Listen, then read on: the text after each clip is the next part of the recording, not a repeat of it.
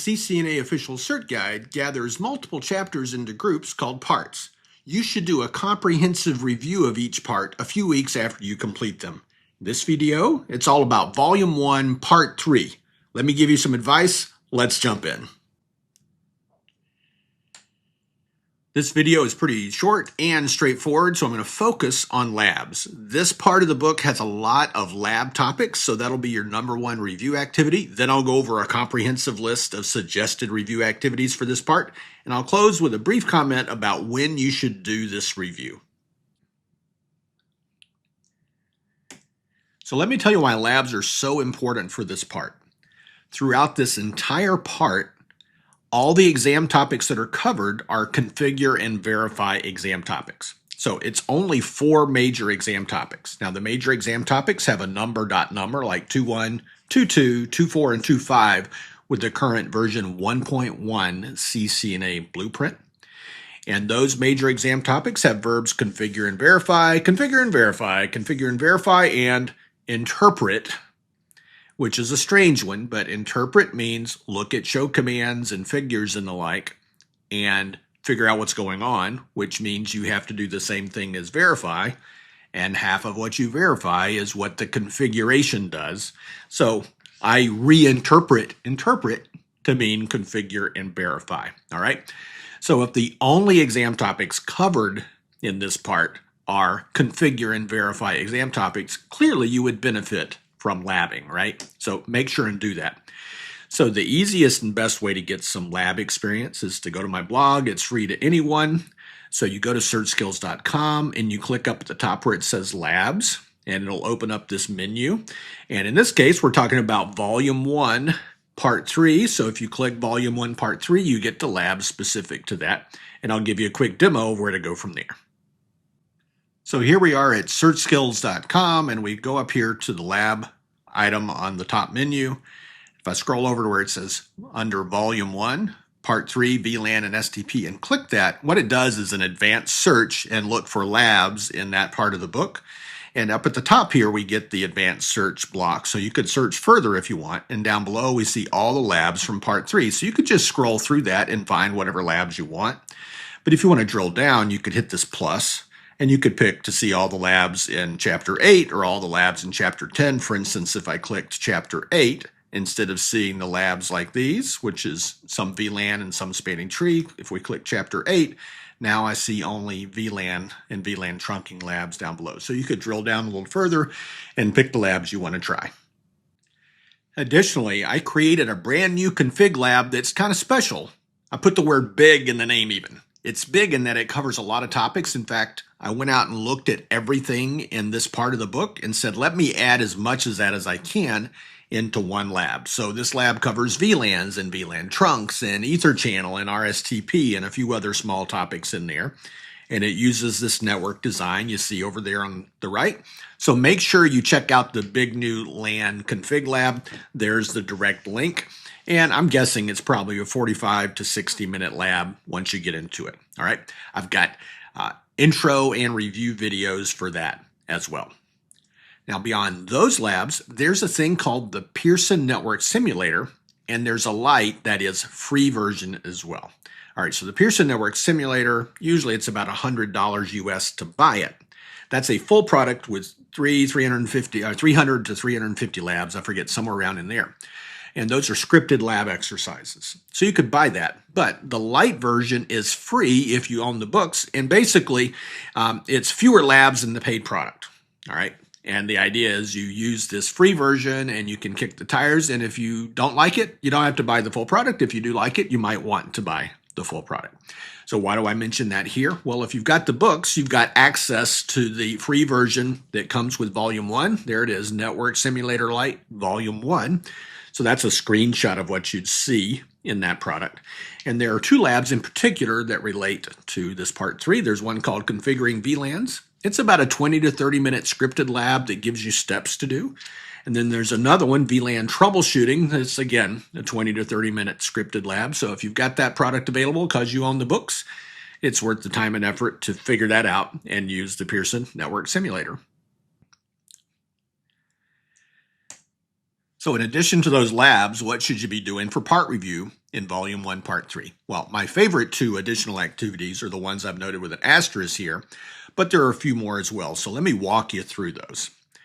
So here's a reminder. We've got 6 parts in Volume 2 and 7 parts over here in Volume 1, and we're talking about Part 3 in Volume 1, VLANs and spanning tree. So that's the context here. But for any of those parts, you should always use the part review questions. We've built questions into our exams set aside just for use at part review time. So you're going to repeatedly go to the PearsonTestPrep.com website and use a web app to get access to those questions. All right. One time, though, you're going to have to register to be able to get access to those, assuming you own the books. All right. So this is something for people that have purchased the books.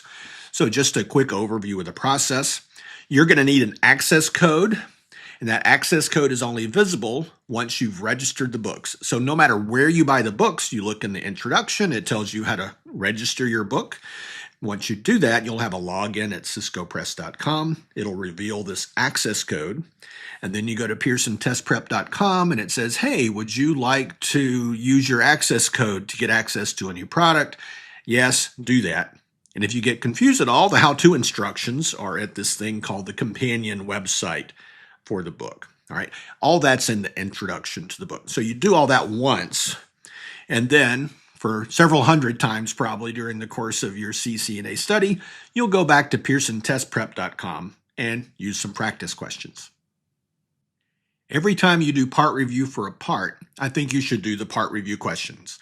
So just to clarify one thing, you go to Pearson Test Prep and you open up the Volume 1 product, you're going to see exams. And one of the first things you choose when you're saying, hey, I want to start a new exam experience, you're going to see Exam 1 and Exam 2 and the quote, do I know this already questions. And down here, you're going to see Volume 1 part review questions.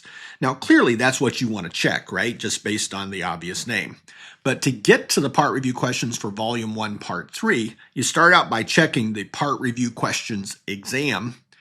And then you, quote, unchoose all the objectives. So there's the exam, and then there are objectives within the exam. So you unchoose all, and in that list, it's going to say Volume 1, Part 1, Volume 1, Part 2, Volume 1, Part 3. And you want to choose one objective for the part you are reviewing, in this case, Volume 1, Part 3. So you've chosen the part review questions exam, chosen Volume 1, Part 3 only, and then when you begin your exam, you'll see only questions for Volume 1, Part 3, and you can review that part. Now, in addition to part review questions, you may want to go back and review all the questions that you find at the beginning of the chapter, and you can look at the physical book and find those and review them in the printed book. But we also put those in the exam databases you find at PearsonTestPrep.com. So if you wanted to review those and use the app to look at those, you would want to choose the CCNA Volume 1, Do I Know This Already quiz questions. That's the name of the quizzes at the front of the chapter. So you'd click down here as shown. And then once you pick that exam, you'd unchoose all objectives and choose the objective for the chapters in that part. In this case, that'd be chapters 8, 9, and 10. All right, so those are your main 2 options at part review for practice questions. Additionally, you should review key topics. That's a very important thing to do at each part review, and also look at additional video training. And I'm going to give you a quick demo of how to get to the key topics in just a second. So once you've registered your book, you can log in at CiscoPress.com, look at your list of registered books, and click on a button that gets you to the companion website for that book. All right, in this case, it's the Volume 1 companion website. And this is a fairly long page with lots of resources, but we've got these buttons on the left that you can click them and navigate directly. And we want to first talk about the key topics. So in the printed book, key topics are designated by a little icon beside some content to signify that they're the most important topics in a chapter. But we are talking about Part 3 review, and in the current edition, that's chapters 8, 9, and 10. So if I go to this companion website and I think, hey, you know, I'm out and about, I'm on a subway, or I'm doing things, or I'm on my computer reviewing, and while I could flip open the book or carry it with me, you know, it's kind of big and clunky, maybe I'll look at the companion website. And if you do that, you see this list of all the key topics from the chapter. Some are figures, some are lists, and that kind of thing. And let's say we care about figure 8.6 and we click figure 8.6. Now we get this image of the figure, and it's actually an excerpt from the PDF of the book. And what's even more interesting is that when you click that, it opens up a PDF for all key topics in the chapter. So if I just hit the page down key, we see there's another key topic, there's another one, there's another one. So you could download this PDF, keep it in your study folder, and easily review all the key topics from a chapter. So a lot of people like to do that. You could, you know, use that as part of your study plan for reviewing for part review. Now, additionally, here I'm scrolling up to the top. We also have some additional videos on the site. You can use those for review as well. They're organized by chapter. For instance, here, if I click on chapter 10, we look down here, we got, hey, configuring layer 2 EtherChannel. There's a video you could watch, and if you click, it opens up, and now we get this video that's starting up that shows yours truly talking about layer 2 EtherChannel. So just like the real, and yes, that's me talking in the background, talking about layer 2 EtherChannel. Finally, just a quick word on when you should do part review. Clearly, you should do it after finishing the content, right? So if chapters 8, 9, and 10 are the chapters in part 3, do part review after that. Just not immediately after that. In fact, I'd say give it 1 or 2 weeks. So you finish chapter 10, you move on to chapter 11, you move on to chapter 12, you're still making progress, and then you circle back and do part review for part 3. Why do I suggest that? Well, here's the thing. Imagine this grid, this 10 by 10 grid represents things you learned while reading and studying chapters 8, 9, and 10, part 3. If you'll give it some time, though, you're going to start to forget some of those things because the human brain is built to forget things. We can't possibly remember everything we experience in life, right? That would be maddening. So your brain is forgetting the things that you didn't learn as well or you didn't pay as much attention to. And we want your brain to forget some of those so that when here at step 3, you start to review, you'll remember those, the check boxes representing things that you've reviewed and relearned. And it actually makes a stronger long-term memory, these things that you relearn. You've told your brain, hey, that really was important. Stop that forgetting business and get on to learning. So it's better if you give a little space and time for this process, or at least modern learning theory tells us that's the case. So give it a try and see how it works for you. Hope you enjoy your part review. When you're ready for the next content, it's in the next part. So click on the left to go to the next video, which is our first one that's in depth about IP addressing and subnetting. But if you're in part review and you want that big config lab, the one that covers a lot of topics from part 3, well, click on the right and get to that big config lab. All right. Hope you enjoyed it. I'll talk to you soon.